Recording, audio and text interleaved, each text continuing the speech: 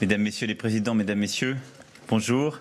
Je suis ravi d'avoir l'opportunité de pouvoir échanger avec vous ce matin, exposer en effet les grands axes de la politique en matière de collectivité territoriale et plus particulièrement pour les départements, à la fois parce que j'ai pu en mesurer l'importance dans mes fonctions de ministre, depuis également le début de cette campagne en me déplaçant sur le territoire, et puis parce que ces dernières années, quelles que furent les majorités en place, les départements ont constamment été un sujet de débat, parfois bégayant, mais constant. Alors, quand on veut transformer le pays, réformer les politiques publiques, qu'elles soient économiques, sociales ou d'aménagement, les départements sont des partenaires indispensables. Et donc, compte tenu de ce que j'ai pu présenter durant les semaines précédentes en la matière, il est évident que les départements seront des acteurs importants comme ils le sont dans nos territoires en matière d'infrastructures numériques, comme ils ont commencé à l'être. On pourra y revenir dans la discussion et je souhaite renforcer ce sujet en termes de santé, en termes d'insertion professionnelle et sur tous ces sujets, il est évident que je ne mésestime pas le rôle du département et que la politique que je souhaite conduire compte bien les ancrer. Parce que, au-delà des réformes récentes, c'est bien un espace de solidarité qui se construit au niveau départemental et qui est indispensable pour tenir les équilibres de notre pays. Et donc je crois dans une politique de la compétitivité française, une politique du renforcement de cette compétitivité de justement nos transformations et en même temps des espaces de solidarité pertinents qui structurent nos territoires. Et à ce titre, dans les 10 minutes qui me sont imparties, je voudrais insister sur spécifiquement deux grands axes qui sont au cœur de ce pacte de confiance entre l'État et les collectivités que je souhaite nouer et qui se déclinera donc entre l'État et les départements. Parce que la méthode que je veux adopter durant les 5 années à venir, si on veut vraiment rompre avec ce qui s'est fait, si on est honnête avec nous-mêmes, de gauche comme de droite, c'est la méthode de l'ajustement 6 mois par 6 mois ou année par année. Et donc, les 5 années à venir, pour moi, doivent être structurées par un pacte qui se négocie au début du quinquennat et dans lequel on définit à la fois les objectifs, les modalités et précisément les équilibres. Ce pacte de confiance, que j'ai pu appeler un pacte girondin entre l'État et l'ensemble des collectivités et donc avec les départements, il doit d'abord clarifier la question financière. Elle est évidemment devenue un enjeu central et avec un premier objectif qui est de donner de la stabilité et de la visibilité. Je l'ai dit, je pense que nous devons faire des efforts en termes de finances publiques. Ces efforts, je les ai déclinés sur le quinquennat à venir, de l'ordre de 60 milliards d'euros, se déclinent entre l'État, la sécurité sociale et la sphère sociale au sens plus large, et les collectivités territoriales. Sur les collectivités territoriales, c'est 10 milliards d'euros sur les 5 années à venir, tout échelon confondu. Mais avec une modalité différente qui est que je souhaite qu'on puisse construire justement des marges de manœuvre essentiellement fléchées sur les dépenses de fonctionnement et que ça ne passe pas par une baisse de la dotation. Et donc que ça ne soit pas une décision prise chaque année de baisse unilatérale de la dotation, mais bien une stratégie construite en donnant les moyens à l'ensemble de ces collectivités, et donc en particulier aux départements, de pouvoir piloter les finances territoriales. Et donc, je le redis ici, je ne crois pas à la méthode des baisses unilatérales de dotation, parce qu'on l'a bien vu, elles permettent soit de créer de la contraction de l'investissement local, je rappelle que c'est 75% de l'investissement public, soit de créer des situations de blocage complet que les départements connaissent extrêmement bien. Donc il s'agit ni de laisser filer la dépense, ni pour autant de rester dans un pilotage tel qu'il s'est décliné depuis un peu plus de 6 ans, qui conduit à des situations justement de blocage. Et donc dans le pacte que nous conclurons dès la fin de l'été, nous définirons des engagements de maîtrise et de réduction de dépenses qui seront rigoureux et qui seront évalués chaque année avec une conférence territoriale qui se tiendra chaque semestre autour du Premier ministre avec les représentants des associations d'élus pour suivre les engagements pris de part et d'autre et l'évaluation des 10 engagements. Je crois qu'il faut remettre là de l'évaluation, de la transparence pour aussi pouvoir partager la contrainte de manière dynamique. En même temps, parce que je l'évoquais, les territoires ont souffert d'une récente baisse de dépenses d'équipement. Je m'engage à ce que les collectivités locales puissent bénéficier aussi, dans une logique de projet, du plan d'investissement qui fait partie du programme que j'ai présenté il y a quelques semaines. Ce plan d'investissement, il aura une composante en particulier numérique, environnementale et d'infrastructure, qui pour les départements est extrêmement structurante et donc auquel ils pourront avoir accès par le biais justement des appels à projets ainsi prévus. Dans ce plan, nous prévoyons de moderniser les réseaux existants et les interconnexions dans les collectivités locales. Nous soutiendrons la modernisation des transports dans une logique d'appui au développement de nouveaux services, plutôt qu'une logique d'ailleurs traditionnelle de grands plans d'infrastructures non financés. Et nous développerons les équipements collectifs performants, en particulier dans les Outre-mer, pour soutenir l'activité économique et améliorer la vie quotidienne des habitants. Donc il y a un plan de développement des infrastructures, en particulier numériques, et des infrastructures de transport, qui font partie de ce plan quinquennal d'investissement et qui viendra en soutien de nos collectivités, et en particulier des départements. Enfin, il faudra bien sûr mettre fin à la situation que vous connaissez au quotidien et qui fait qu'aujourd'hui les départements financent sur leur budget propre 39% du revenu de solidarité active, 69% de l'allocation personnalisée d'autonomie et 75% de la prestation de compensation du handicap. Et à ce titre, je suis de ceux qui soutiennent le principe de la décentralisation des allocations sociales qui avait été mise en œuvre par Jean-Pierre Raffarin au début des années 2000 parce qu'elle a eu des effets positifs, parce qu'elle a permis d'avoir un service public plus proche, la mise en œuvre d'un suivi plus individualisé. Mais il faut bien le dire, sur certaines de ces prestations, les départements sont devenus des payeurs aveugles, dont les recettes n'ont absolument pas la même dynamique, ni la même logique de dynamique que ces dépenses.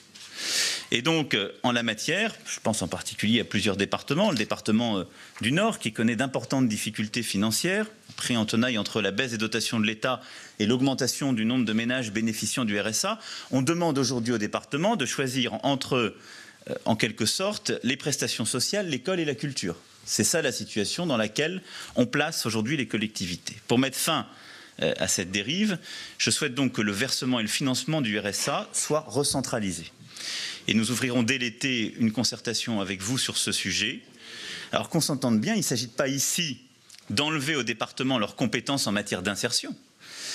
Nous voulons là placer l'action au bon niveau, celui de l'État pour la solidarité nationale et pour des prestations qui n'ont rien à voir avec les dynamiques départementales et qui aujourd'hui, on le sait bien, ne sont pas dûment compensées, et le niveau du département donc pour l'accompagnement de proximité. Voilà le premier pilier du pacte que j'entends fonder, qui consiste donc dans des engagements financiers clairs et une méthode renouvelée. Le second pilier, ce sera l'assouplissement des contraintes de gestion qui pèsent sur les départements. Et là-dessus, c'est pour moi un axe qui est au moins aussi important. Je le disais, ce contrat, ce pacte de confiance ne peut fonctionner que si le caractère unilatéral d'une norme qui s'impose aux collectivités territoriales, y compris les départements, n'est plus pensé de la même manière. Et donc, pour redonner des marges de manœuvre, pour donner plus de souplesse, il est évident qu'il faut d'abord aller plus loin, être plus radical dans la simplification. Là aussi, il faut bien le dire, je crois qu'il y a eu un large consensus de gauche comme de droite pour vouloir aller en ce sens. Est-ce que les résultats sont au rendez-vous? Force est de constater que pas totalement. Et donc, en la matière, il faut nous attaquer à la fois au stock et au flux normatif pour l'adapter davantage à la réalité des territoires, pour lui donner justement plus de pertinence. D'une part, en concevant différemment les normes. Je demanderai au ministre d'élaborer des lois qui laissent plus de souplesse d'application au territoire et j'accompagnerai d'ailleurs cette réforme de méthode d'une plus grande déconcentration. Redonner de la souplesse et plus d'intelligence à la norme sur les territoires, c'est donner aussi plus de souplesse aux fonctionnaires de l'État en charge des services de l'État sur le territoire en matière d'application de celle-ci. Il ne s'agit pas de revenir sur l'égalité républicaine à laquelle nous sommes tous et toutes attachés, mais d'avoir aujourd'hui une gestion de l'État qui soit moins dictée par la circulaire uniformisante que par la responsabilisation des fonctionnaires et en particulier de ceux qui sont en poste dans les départements. Le second point, c'est d'aller plus loin dans ce qui a été commencé avec la réforme de 2013 et le Conseil d'évaluation des normes. Je souhaite qu'on donne un rôle plus contraignant, à la fois dans la fabrication des nouvelles normes, mais l'évaluation aussi des normes existantes au Conseil, pour qu'on aille plus loin dans la révision de ces normes existantes et qu'on soit collectivement davantage garant de la complexité que certaines normes créent sur le territoire. Et là-dessus, je souhaite que cette conférence nationale de territoire que j'ai annoncée puisse être chargée de veiller et de suivre à la suppression des normes les plus pénalisantes. Je souhaite aussi que dans le travail législatif, et j'y reviendrai dans les prochaines semaines, dans le travail parlementaire, un temps d'évaluation des normes existantes, beaucoup plus qu'il ne l'est aujourd'hui, soit prévu, et donc qu'on puisse avoir aussi ce travail de suppression du stock normatif qui aujourd'hui pèse sur les collectivités, en particulier les départements. Assouplir les contraintes de gestion, c'est aussi mettre fin aux décisions qui, prises d'en haut sans concertation, les impactent. Et je veux penser là aux modalités de gestion et de fonctionnement de la fonction publique territoriale. Je l'ai dit, je souhaite pour ma part, et je m'engage en ce sens, qu'on délie les collectivités territoriales de l'obligation de suivre les évolutions de rémunération de la fonction publique d'État. Il n'est pas normal aujourd'hui que lorsqu'une décision est prise pour une des trois fonctions publiques, de manière justifiée, je pense à la fonction publique hospitalière, parce qu'elle vit des défis qui ne sont pas les mêmes que les autres, eh bien cela conduise à augmenter la totalité de la structure, on le sait, des trois fonctions publiques, et en particulier de la fonction publique territoriale. Et donc, je souhaite que la fonction publique territoriale puisse être aujourd'hui gérée de manière plus pertinente, c'est-à-dire au contact du terrain, c'est-à-dire au niveau des collectivités qui ont à gérer ces personnels. Les recrutements sous contrat seront également facilités, sans pour autant revenir sur le statut, parce que je crois que ces deux éléments, une souplesse de gestion par catégorie et pas en totalité, et une modernisation du périmètre du statut, sont des éléments qui redonnent des marges de manœuvre, donnent de la souplesse et permettent d'accompagner des projets de territoire plutôt que des règles aujourd'hui uniformisantes. Troisième point, et sans doute le plus important, c'est que je veux aussi donner la possibilité aux élus locaux de mettre en œuvre des réformes de structure. Ces dernières années, notre carte territoriale et la répartition des compétences ont été profondément transformées. Je propose ici d'adopter une pratique de stabilité institutionnelle. Je ne vais pas vous proposer une nouvelle grande réforme institutionnelle. On pourra y revenir dans la discussion. Je pense que vous avez eu votre lot. Mais ma conviction, c'est que pourquoi ces réformes ont parfois bégayé, et là aussi toute majorité confondue, c'est parce qu'on a pensé que les mêmes réformes pouvaient s'appliquer partout sur le territoire de manière totalement uniforme. Ma conviction, c'est que la réalité des territoires, des projets qu'ils portent, certains sont en train d'ailleurs de le vivre et de le faire d'eux-mêmes par des rapprochements et des mutualisations, sont profondément différentes. Et vous savez, j'ai fixé à cet égard l'objectif de réduire d'un quart le nombre de départements à l'horizon 2022. Pas parce qu'un dogme serait soudainement venu ou parce que je voudrais ranimer des réformes qui naguère étaient portées. Cette réforme, elle ne sera ni mécanique ni unilatérale, mais elle ne répondra pas à une logique administrative, mais à une logique de projet de territoire. Parce que la France est multiple. Et donc, il y a une France où les métropoles constituent nos atouts maîtres. Nous avons décidé collectivement d'adopter une définition large des métropoles. Je ne pense pas qu'on puisse aller vers une suppression des départements partout où il existe, au sens où les dernières dispositions l'ont prévu, des métropoles, parce que je ne suis pas persuadé que ces métropoles soient des métropoles au sens de Hong Kong, de Shanghai. Mais pour les principales métropoles françaises, il est évident, comme certains d'ailleurs ont commencé à le faire avec l'exemple de Lyon, que des rapprochements doivent se faire, avec des modalités d'ailleurs qui sont apportées par les élus et la dynamique locale. Et donc, sur ces territoires où des métropoles fortes sont constituées, il est évident qu'il faut progressivement, et c'est l'objectif pour moi du prochain quinquennat, eh bien, en faire des vrais pôles de prospérité et de croissance qui pensent au niveau du département et qui pourront prendre en charge les attributions des conseils départementaux. La loi NOTRe indique cette voie, la métropole de Lyon l'a défrichée de manière un peu particulière depuis le 1er janvier 2015. Je souhaite qu'on puisse aller plus loin. Cela ne concernera sans doute pas toutes les métropoles au sens administratif du terme, mais en tout cas, il ne faut pas s'y obliger, mais cela pourra concerner un bon nombre d'entre elles, à commencer bien sûr par celle de Paris. Je crois que c'est un élément de simplification, de pragmatisme, d'économie collective qui est beaucoup plus efficace. Il y a ensuite la France des villes moyennes, Et là, le département conserve tout son sens et son utilité. Il est l'échelon pertinent. Et ce n'est ni la région qui est trop lointaine, ni la commune rurale trop petite, ni la ville moyenne, trop dépourvue de moyens aujourd'hui, qui peuvent être les acteurs pertinents ou se substituer au département. Et c'est bien le département, là, qui aujourd'hui doit être conforté dans ses fonctions et son rôle. Et donc je distingue ces situations multiples parce que la multiplicité sur nos territoires.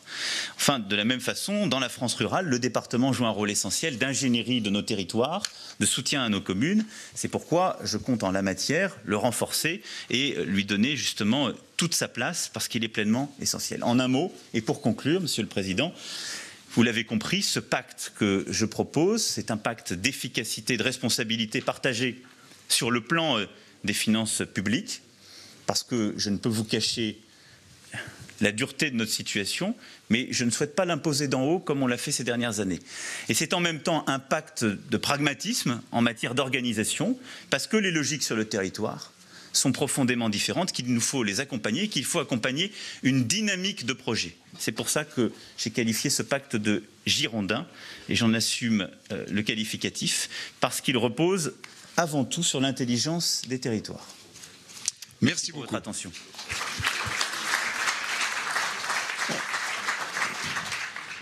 Habitant au bord de l'estuaire de la Gironde, je ne peux pas dire grand-chose contre le pacte girondin, et pour d'autres raisons également d'ailleurs.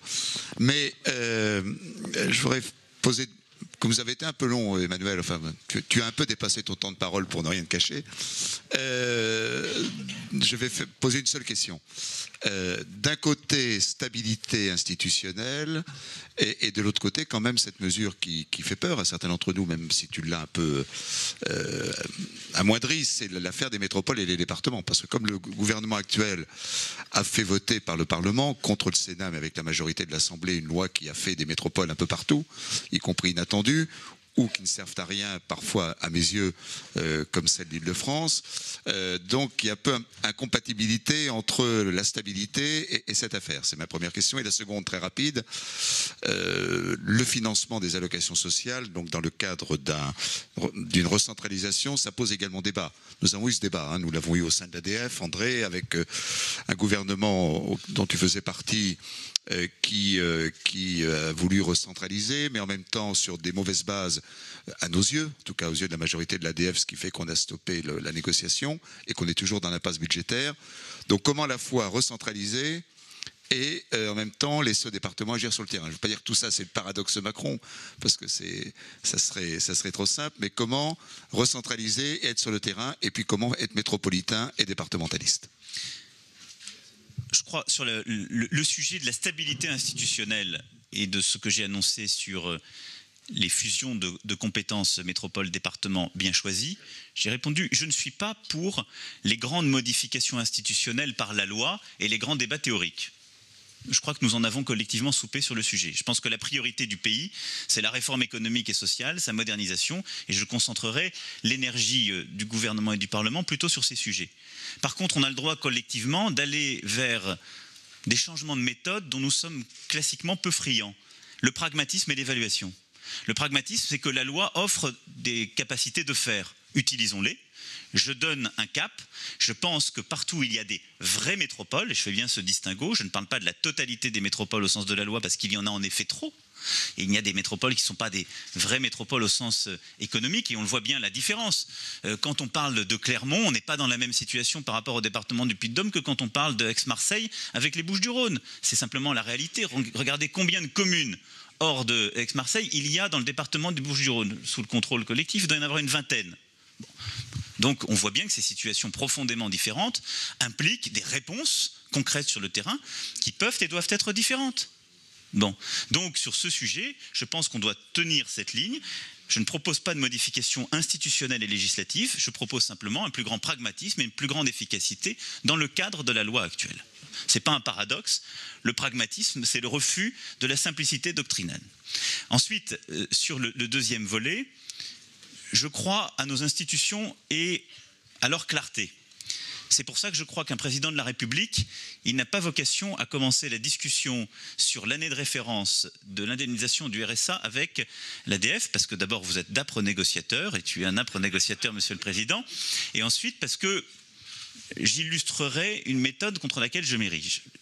Je pense qu'il faut définir un principe s'engager. Je suis favorable et je m'engage sur la recentralisation. Je pense que c'est l'intérêt des départements. Il ne m'a pas échappé que cette discussion avait eu lieu, avait échoué sur des modalités techniques. Je le regrette. Je souhaite donc qu'elle puisse aboutir dans les meilleurs délais et que celles et ceux qui seront en charge de la négociation aient l'intelligence collective de la faire aboutir. Mais il me semble que cette recentralisation d'un tel financement n'est en rien contradictoire avec le rôle en particulier social et d'insertion que peut avoir le département sur le terrain, puisque ce sont deux choses profondément différentes. Et j'ai pris le soin ici de le rappeler. Et donc je ne souhaite pas en la matière modifier en quoi que ce soit le rôle des départements sur ce volet essentiel de leur action. Je souhaite simplement clarifier une situation financière qui est de toute façon devenue intenable quand on regarde la dynamique de la dépense sur laquelle vous ne pouvez rien, la dynamique de vos recettes qui est profondément décorrélée de la réalité de cette dépense, et donc la nécessité d'agir. Merci beaucoup. Première question pour le groupe majoritaire de l'ADF. Pierre Bédier, qui est notre premier vice-président, et qui, comme chacun le sait, est le président du département des Yvelines. Oui, mais ce n'est pas au titre des Yvelines que je vais m'exprimer, monsieur le président. France, monsieur le bien que j'en ai envie. Monsieur le ministre, je vous ai écouté, donc je ne vais pas poser strictement la question qui m'a été rédigée, puisque vous y avez déjà partiellement répondu.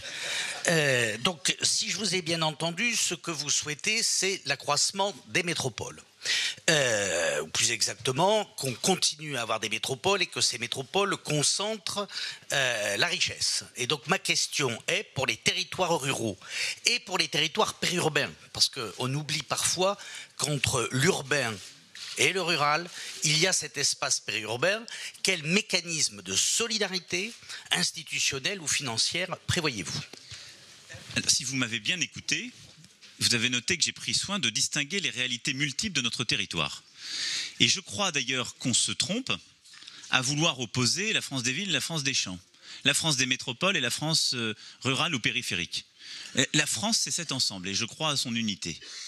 Je dis simplement que si on veut empêcher ou ralentir la réussite des métropoles, on se trompe collectivement parce qu'elles tirent l'ensemble de nos économies. Donc il faut les laisser réussir, simplifier au maximum les dispositifs, simplifier et faire les réformes économiques qui s'imposent pour que les métropoles réussissent dans un monde de concurrence. Parce que le sujet des métropoles, ça n'est pas la concurrence avec la France rurale et périphérique, c'est la concurrence avec les métropoles du reste du monde.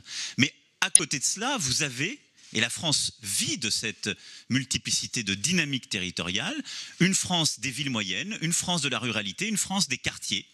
Et notre rôle collectif, c'est justement de tricoter l'unité et l'homogénéité, la cohésion de ces territoires. Et donc oui, je crois aux logiques de péréquation. Les lois récentes d'ailleurs les ont prévues et je ne souhaite pas les supprimer à cet égard. Les modalités de péréquation sont extraordinairement complexes à négocier et elles devront s'inscrire dans le cadre des équations financières que ce pacte de confiance définit. Et je crois que la péréquation, elle doit s'inscrire dans cette logique pluriannuelle que j'évoquais. Donc on a les instruments de la péréquation en France, mais qu'est-ce qui fait qu'on n'arrive pas à répondre aujourd'hui à la problématique qui est posée sur certains territoires? L'incohérence de la dynamique des ressources par rapport à la dynamique des dépenses, ce qu'on vient de dire sur le RSA, et le fait que quand bien même ces péréquations existent et sont réaffirmées par des lois de finances, eh bien elles sont gérées l'année à l'année. Or, on a besoin d'une stabilité, d'une visibilité sur l'ensemble de ces sujets. C'est pour ça que je crois à la démarche quinquennale, qu'il s'agisse justement de la stabilité des dotations, qu'il s'agisse de la responsabilité partagée pour baisser les dépenses de fonctionnement, qu'il s'agisse également de la péréquation entre les collectivités. Merci beaucoup. Stéphane Troussel, président du département de la Seine-Saint-Denis, fait partie des instances exécutives de l'ADF. Stéphane. Monsieur le ministre, bonjour. Vous avez indiqué à propos des départements qu'ils étaient devenus des payeurs aveugles des allocations de solidarité nationale. C'est vrai, mais de fait, ce ne sont pas seulement des payeurs aveugles. C'est qu'avec le financement des trois principales allocations qui relèvent de la solidarité nationale, et avec ce déséquilibre croissant entre la part prise en charge par l'État et par nos départements, c'est donc l'impôt local qui a de plus en plus contribué au financement de ces allocations de solidarité nationale. Et chacun le sait, il est particulièrement injuste.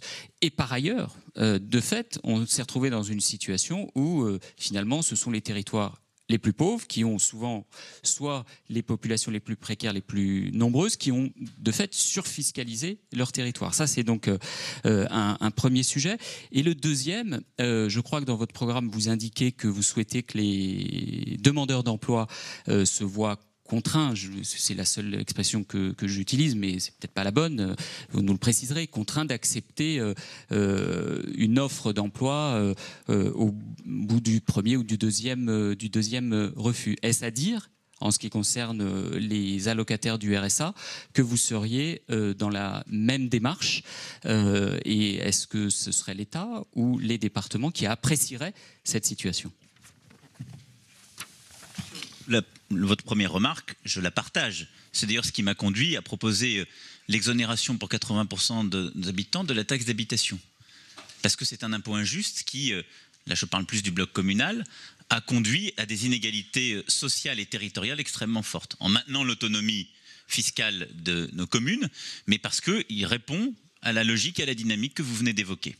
Donc c'est d'ailleurs pour cette raison que je propose de traiter le sujet des RSA dès le début et que je propose un vrai pacte quinquennal pour redonner de la visibilité. Parce que si on n'arrive pas à traiter le problème du financement juste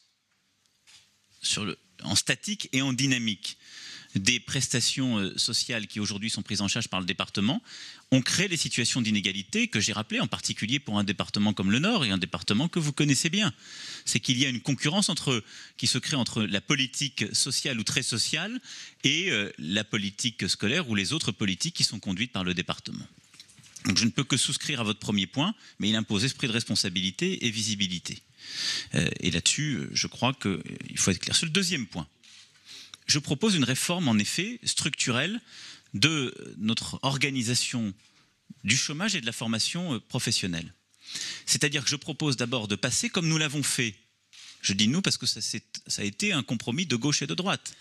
Avec la maladie, je propose de le faire sur le chômage. Le chômage n'est plus un risque sur lequel vous pouvez vous assurer à titre individuel et qui ne peut reposer que sur les salariés. Ça n'est plus la réalité. Ce système a été pensé à une époque où le chômage était extraordinairement résiduel. C'est aujourd'hui un risque social qui touche tout le monde, quel que soit le statut, quel que soit le secteur d'activité. Qu'est-ce qui fait aujourd'hui que vous n'êtes pas couvert et que vous ne bénéficiez pas de l'assurance chômage quand vous êtes un agriculteur, un commerçant, un artisan, un entrepreneur ? Il n'y a pas de justice à ce que ce ne soit que les salariés. Donc j'universalise le chômage, je l'universalise. Et ce faisant, je fais glisser le financement du chômage, comme nous l'avons fait pour la maladie, de la cotisation sociale vers l'impôt. Et c'est une réforme qui me paraît être d'une part beaucoup plus juste, d'autre part beaucoup plus cohérente avec la compétitivité dans laquelle nous sommes plongés, puisqu'il faut alléger tout ce que nous payons sur le facteur travail. Aujourd'hui, nous faisons payer par le travail un risque qui ne dépend pas et qui n'est plus uniquement lié aux salariés. Et donc, je l'universalise. Et ce faisant, j'ouvre le droit beaucoup plus largement. Et c'est en effet un système qui existe dans les pays scandinaves, qui ne sont pas réputés pour être des pays barbares ou profondément injustes. La contrepartie de cela, c'est que ça n'est plus un droit sur lequel vous avez accumulé la possibilité de rester à l'assurance parce que vous avez vous-même cotisé. C'est un élément de solidarité nationale qui est financé par l'impôt. Et donc il implique des droits et des devoirs. Et aujourd'hui, où en effet notre système contrôle les bonnes diligences faites par le chercheur d'emploi, mais considère qu'il y a un droit à l'indemnisation puisque des cotisations ont prévalu. Nous sommes dans une situation extraordinairement hypocrite, on peut se le dire ici. Ça fait des années qu'une partie des gens dont la sensibilité est plutôt de droite parlent d'assistanat en parlant de ce système, et une partie de notre sphère politique qui est plutôt de gauche, qui refuse même l'idée de contrôle en disant on n'a forcément que des gens vertueux dans le système du chômage. Bilan des courses, nous avons un système qui n'est ni juste ni efficace.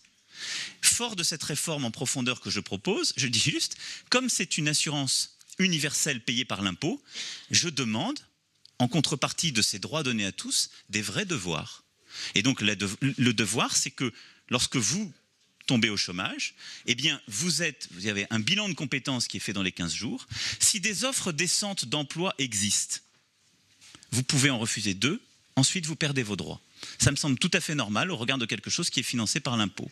Mais si il n'y a pas d'offre décente dans votre territoire. Il y a une aide à la mobilité qui est apportée pour pouvoir accéder à cette offre dans un autre territoire.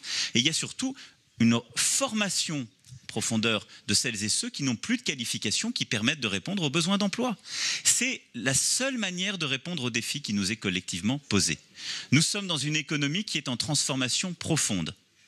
Des métiers sont en train de disparaître, d'autres sont en train de réapparaître. Pensez une seule seconde qu'on règle ce problème en disant on va raser gratis et tout le monde sera indemnisé est faux. Pensez une seule seconde qu'on va régler le problème en réduisant la durée d'indemnisation du chômage, fait qu'on basculera simplement plus rapidement des chômeurs vers les minima sociaux et aujourd'hui ce qui est financé par les départements. La réalité, c'est que nous avons un défi, d'une part de responsabilisation de tout le monde, d'où ce système de contrôle en effet et du droit à 2 refus uniquement, et un système de requalification. Nous sommes dans une économie des compétences.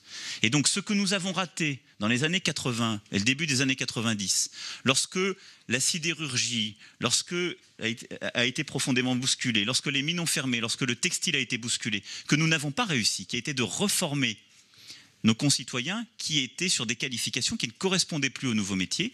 Nous devons le faire à vitesse accélérée. C'est l'objet de la réforme du chômage et de la formation professionnelle que je propose. Je ne l'applique pas. Je salue la sollicitation. Non, j'ai répondu parce que le RSA est d'une logique totalement... C'était une question non prévue, mais qui est fulgurante. Mon point sur le chômage, la logique est totalement différente puisque le RSA aujourd'hui, ce que je dis sur le RSA, c'est que je souhaite revenir justement à une part, à une part aujourd'hui de travaux d'intérêt général et d'activités de réinsertion dans le cadre du RSA. Mais ce n'est pas un hommage au président Stroman qu'il a fait de manière fugace et unilatérale. Je souhaite l'orchestrer et le faire de manière construite. Mais en la matière, la logique du RSA est profondément différente de celle du chômage aujourd'hui. Elle est profondément différente. Ça n'est pas une assurance pour ce qui est du RSA et ça n'est pas une logique aujourd'hui de recherche active. Donc c'est très différent. Voilà, c'était la question sauvage pour ceux qui ne l'avaient pas retenu du Pascal Cos, mais comme quand j'étais ministre de l'Agriculture, qu'il était président des jeunes agriculteurs, j'ai été habitué, donc j'ai reconnu la voix. Jean-Baptiste Forêt, la fameuse Gazette des communes. Oui, Monsieur Macron, François Mitterrand, Jacques Chirac, François Hollande étaient élus de départements ruraux. Ils étaient tous 3 présidents de conseils généraux. Vous n'êtes pas issu de ce monde-là, vous n'avez jamais été élu local. Donc je souhaiterais savoir quel lien charnel, peut-être philosophique, vous entretenez avec ce qu'on appelle aujourd'hui les territoires. D'abord, je dois vous apprendre une nouvelle, c'est qu'on peut avoir un lien avec les territoires sans être élu des territoires. Et je crois que c'est le cas de plusieurs millions de nos concitoyens, en tout cas je l'espère. Et je vous le souhaite parce que c'est ce qui construit la légitimité ou le sentiment d'appartenance, y compris à votre action. Moi, je suis un enfant de la province. Et ce lien charnel, je le construis comme chacune et chacun d'entre nous, par l'histoire qui est la sienne. Je ne suis pas né à Paris, ni dans la haute fonction publique, ni dans la banque d'affaires, comme certains peuvent le croire ou parfois chercher à le résumer. Donc je viens de la Somme, qui est un département qui a connu beaucoup de difficultés. J'y suis resté jusqu'à l'âge de 16 ans. C'est là que j'ai construit le cœur de aussi ma compréhension de mon rapport au pays, avec une famille qui était partagée entre la Somme et les Hautes-Pyrénées. Et c'est entre ces 2 départements, dont les logiques et les réalités sont profondément, si je puis dire, hétérogènes, que j'ai construit mon identité, mon parcours, mes sensations, mon rapport au pays. Et Paris n'était à l'époque qu'un rêve, bien lointain. Et j'ai gardé d'ailleurs ces liens, puisque ma famille, pour partie, continue à être... tout le reste de ma famille est resté provincial. Et donc, ce lien avec les territoires, et y compris avec les territoires non métropolitains, et cette angoisse qu'a une partie de la France qui se sent décrochée parfois, je le connais, je l'ai vécu. C'est celui qui a vécu une bonne partie de ma famille, puisqu'elle habite encore aujourd'hui dans des territoires qui ont vu leur économie se désagréger, qui ont vu les choix faits par les uns et les autres faire disparaître des services publics, qui ont vu les espoirs à un moment nourris, déçus. C'est ça ma relation avec les territoires. Elle est familiale et d'expérience. Merci beaucoup Emmanuel Macron d'avoir été notre invité. Merci à vous. Merci, Monsieur Macron, de nous avoir rejoints. Je vais vous poser une question, une inquiétude des collectivités territoriales sur votre proposition d'exonération de la taxe d'habitation. Vous proposez que 8 Français sur 10 ne la payent plus. Les collectivités territoriales se demandent comment elles vont survivre sans ce financement très important pour elles. Mais je veux les rassurer pleinement. Je propose que la taxe d'habitation pour 80% de nos concitoyens soit exonérée. Qu'est-ce que ça veut dire? Ça veut dire que l'État payera à la place, mais elles toucheront l'argent. Donc cela n'entrave en rien leurs moyens de fonctionnement, leur capacité à faire. Et dans la réforme qui sera portée en début de quinquennat, nous préserverons leur autonomie fiscale. Je l'ai dit très clairement dans mon programme. Qu'est-ce que ça veut dire? Qu'elles n'auront pas moins de latitude avec les impôts pour pouvoir justement accompagner leurs projets, leur dynamique. Donc c'est à la fois le choix que je fais en matière fiscale. D'autres candidats décident de baisser l'impôt sur le revenu, des taux marginaux ou d'autres impôts. Moi, je veux m'attaquer à la taxe d'habitation parce que c'est un impôt qui est injuste sur le plan social et sur le plan territorial. Une question d'actualité. Il y a eu une démission dans votre équipe d'un conseiller santé soupçonné de conflit d'intérêts. Qu'est-ce que vous allez mettre en place pour être sûr qu'il n'y a pas d'autres membres de votre équipe qui sont dans des conflits d'intérêts également? Alors, il se met en retrait. Il n'y a pas de démission parce qu'il n'y avait pas de nomination. Les gens qui contribuent à des groupes de travail dans un programme ne sont pas nommés. Et donc, c'est un professeur de médecine qui contribuait à nos groupes de travail, qui est quelqu'un de tout à fait reconnu et talentueux, mais il se trouve qu'il ne nous avait pas informé du fait qu'il avait eu un contrat sur plusieurs sujets avec le groupe Servier. Et donc, quand cela a été révélé, de lui-même d'ailleurs, il a décidé de se mettre en retrait, de ne plus participer à ce groupe de travail. Et j'ai moi-même indiqué que c'était en effet mon souhait. Parce que je suis très vigilant sur ce sujet de potentiel conflit d'intérêts. Ce qui fait que j'ai demandé plus largement à notre commission éthique, eh bien, sur l'ensemble des contributeurs, de demander les potentiels conflits d'intérêts, les activités tierces qu'ils peuvent avoir pour savoir d'où ils parlent. Dernière question très rapide d'actualité. Bertrand Delanoë a annoncé vous soutenir. Claude Bartolone hésite encore un peu, mais il est très proche d'un soutien. Est-ce que votre mouvement En Marche a vocation à accueillir tous ces déçus de la primaire socialiste? Je note que d'ailleurs il y a beaucoup de femmes et d'hommes venant de la gauche ou de la droite qui aujourd'hui nous retrouvent parce qu'ils reconnaissent la force de cette offre progressiste qui est ce que je portais depuis le début. Donc je me félicite que des gens décident de soutenir la candidature que je porte et en cela valident ce que depuis plusieurs mois nous poursuivons. Pour ce qui est de Bertrand Delanoë, il s'était mis en retrait de la vie politique depuis plusieurs années. C'est un homme politique pour lequel j'ai un profond respect, qui a toujours dans sa carrière fait preuve à la fois de cohérence, de probité, et qui ce matin, dans des termes très graves compte tenu de la situation du pays, a marqué son soutien. C'est pour moi un soutien d'une nature très exceptionnelle, très rare, et j'y accorde beaucoup de valeur. Merci beaucoup Emmanuel Macron.